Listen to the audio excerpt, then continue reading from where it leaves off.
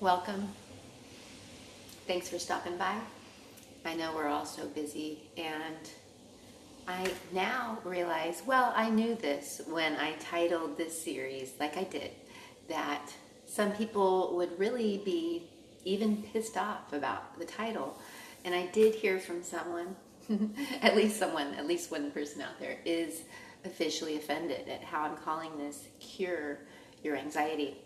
And as I've been wanting to express with each day that I've been bringing this series forth, I in no way want to lighten the fact that this is such a serious issue for so many people.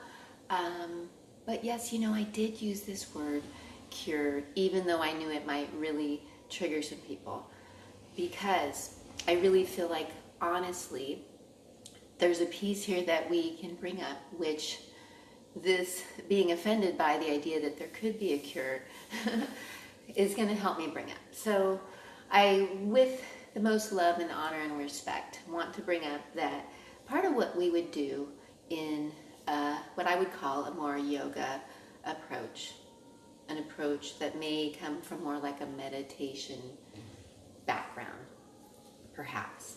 And especially if we're looking to get therapeutic for something like anxiety, right? That as yogis, we're invited to definitely take a look at the mind, right? And the mindset that's part of our experience, and that we could say, practicing. And then you might even say that too is something that we don't have any control over. So I realize that a lot of this is really only going to appeal to people who like to feel like they have some control, some creative control over their experience, right? And are ready to perhaps transcend even what we've been told, right?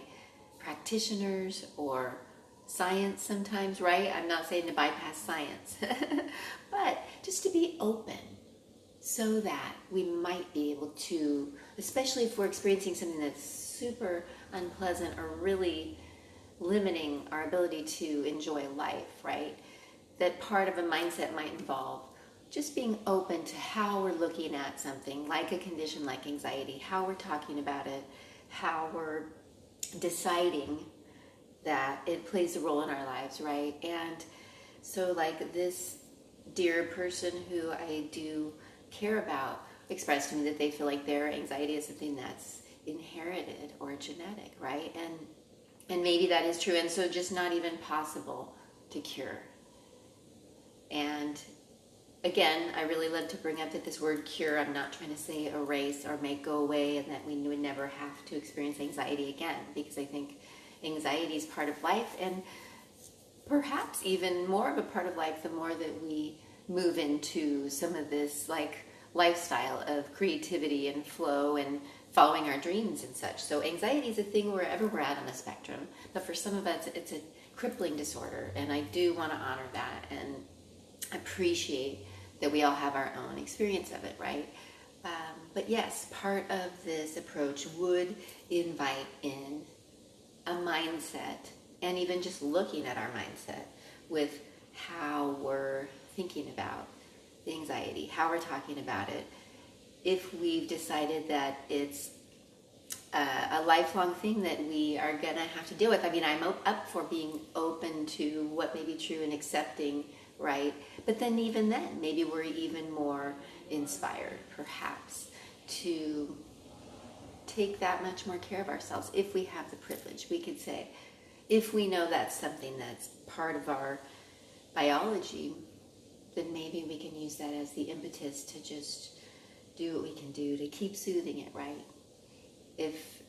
If we want to be open to the possibility, right? So again, I realize that the whole idea of curing anxiety is offensive to some people and a trigger for some of us, and perhaps making it sound like I don't take it seriously, or I don't feel like it's a real medical condition that may even be genetic or inherited, right? But yes, this is a good time to bring up that part of a yoga approach, the yoga psychology. And yes, you've probably heard me say before that along my path of studying and now teaching yoga for almost 20 years, I realized that yoga is a system of psychology more than anything. So all of it really being about the psychology of it all the practices being a place to look at our psychology and even change our psychology. But again, just to even think that we could change our psychology is a belief system, right? So yes, it's looking at beliefs. It's looking at focus. It's looking at attention. It's looking at our awareness and where all that is, right? How that plays a role in our experience with our anxiety, right? And that's where a lot of these tools are helpful, that they're giving us a chance to tune into that more with ourselves. Things like the journaling, like I talked about yesterday, is going to help with a lot of this, right? For us to even start to look at what our psychology is. And then also, yeah, it's going to be important, like who do we listen to, right? Deciding who do we listen to about various things like anxiety, right? Because nowadays we could listen to all sorts of people and get all sorts of input, right?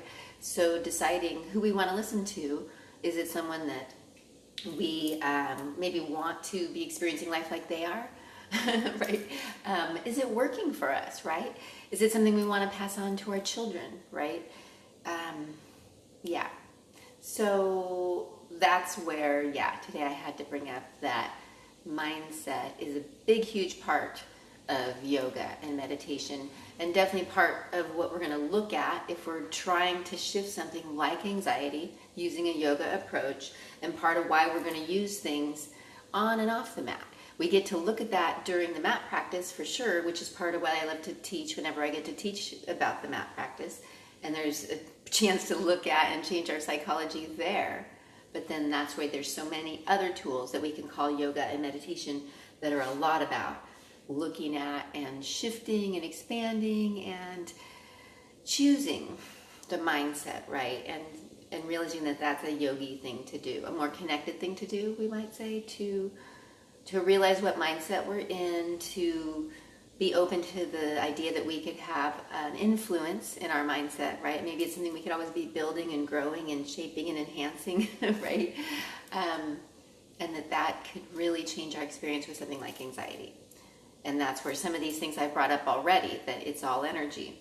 As we start to look at the anxiety experience as an energy experience, right? I think that kind of helps us free up some of the other labels about it being a personal disorder, right? That maybe it's more of an energy imbalance thing that we can manage. We can find ways to deal with that energy, shift that energy, right? Understand it all as energy. And yes, so that's just somehow all of this comes together. And again, I hope if even any of this is helpful to you in your experience of anxiety, wherever you're at in the spectrum, then I'm so thankful, because that's really just what I'm going for here, is to be helpful, right? Because I know this is a painful experience for a lot of us, wherever we're at in it, you know, and we all experience it at times of life. Some of us experience it every day, and maybe that's part of being human, right? And so, yeah, wherever we're at within it, using these tools that we're talking about in this series. And if you want some of the other ideas, then hit me up for the full playlist on YouTube. That's where I've been uploading all the daily videos, sharing the different pieces that I see help with moving towards what we could call curing our anxiety, right? So again, thanks so much for your attention, guys. I really appreciate it. In today's busy times, we got to choose where we put our attention, right? So I really appreciate it if you stopped by and listened and took this in. And of course, please share with anyone who could benefit, okay? All right, loving you guys. Namaste.